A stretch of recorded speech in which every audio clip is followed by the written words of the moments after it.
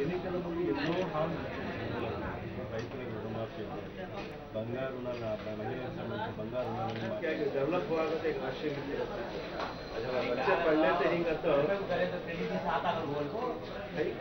Phone చెప్పుకుంటున్నాడు కదా, ఇది కూడా అట్లే చెప్తాము. ఇప్పుడు 90% పనులు పూర్తి చేస్తే ఈరోజు తీసుకొచ్చి గేట్లు ఓపెన్ చేసి నేనే చేశానని చెప్పుకుంటున్నాడు కదా.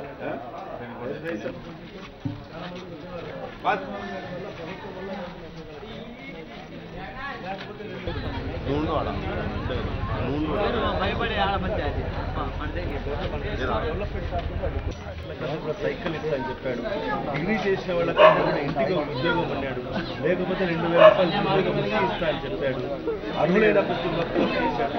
కేవలం మాటలు తప్ప ఏ ఒక్క కార్యక్రమం కేవలం వాళ్ళ విజయవాడలో ఉండి అలా అమరావతి రాజధాని ధ్యాస తప్ప ఆయనకు వేరే ధ్యాసే లేదు. తెలుగుదేశం ప్రభుత్వం మన రాష్ట్రంలో 3 ఏళ్ళు అయింది. ఈ 3 ఏళ్లలో వస్తున్న ఒక్క మేల కార్యక్రమం ఎన్నికల ముందు ఎన్నో హామీలు ఇచ్చాడు. చేస్తాను డ్వాక్రాకు సంబంధించిన మహిళలకు సంబంధించిన పూర్తి రుణమాఫీ చేస్తాను. గడప గడపకు వైఎస్ఆర్ కాంగ్రెస్ పార్టీ కార్యక్రమంలో భాగంగా ఇవాళ కడప నగరంలో 23వ డివిజన్ సియోన్పురం, రాజారెడ్డి వీధి ఈ ప్రాంతంలో పర్యటించడం జరిగింది. ఈ డివిజన్ ఇన్ఛార్జ్లైన పులి సునీల్ కుమార్ మరియు ఆదిత్య, సంజీవయ్య గారు, సంజీవ్ రాయుడు గారు మరియు వైఎస్ఆర్ కాంగ్రెస్ పార్టీ నాయకురాళ్ళందరూ కూడా ఈ కార్యక్రమంలో పాల్పంచుకోవడం జరిగింది. గడప గడపకు వైఎస్ఆర్ కాంగ్రెస్ పార్టీ యొక్క ప్రధానమైన ఉద్దేశం ఈ రాష్ట్రంలో తెలుగుదేశం ప్రభుత్వం ఏర్పడి 3 ఏళ్లు కావస్తుంది. ఎన్నికల ముందు చంద్రబాబు నాయుడు ఈ రాష్ట్ర ప్రభుత్వం రాష్ట్ర ప్రజలకు వందల సంఖ్యలో హామీలు ఇవ్వడం జరిగింది. రైతులకు రుణమాఫీ చేస్తామని చెప్పడం జరిగింది. మరియు మహిళలకు సంబంధించిన బంగారు రుణాలన్నీ కూడా మాఫీ చేస్తామని చెప్పడం జరిగింది. మరియు డ్వాక్రా మహిళలకు సంబంధించి పూర్తిగా బేషరతుగా రుణమాఫీ చేస్తామని చెప్పడం జరిగింది.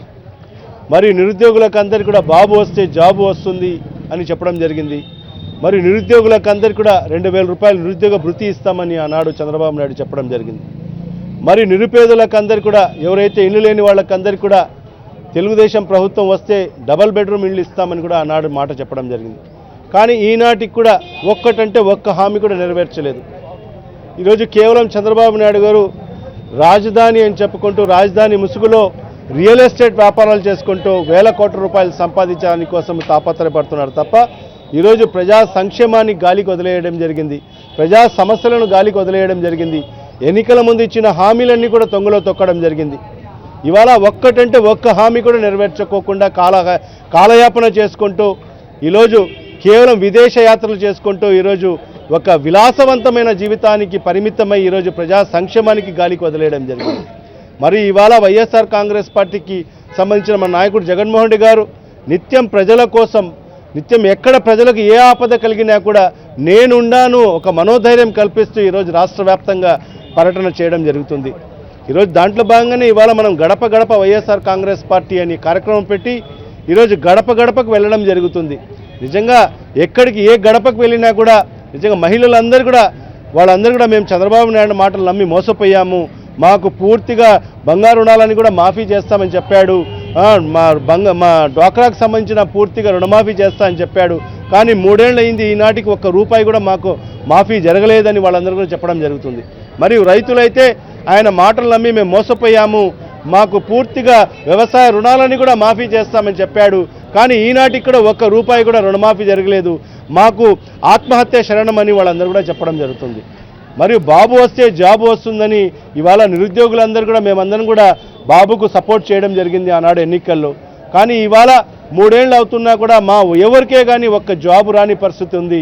మరి ఎవరికే కానీ ఒక్క రూపాయి కూడా ఈ నిరుద్యోగ భృతి ఇచ్చిన పాపాన పోలేదని వాళ్ళందరూ కూడా చెప్పడం జరుగుతుంది.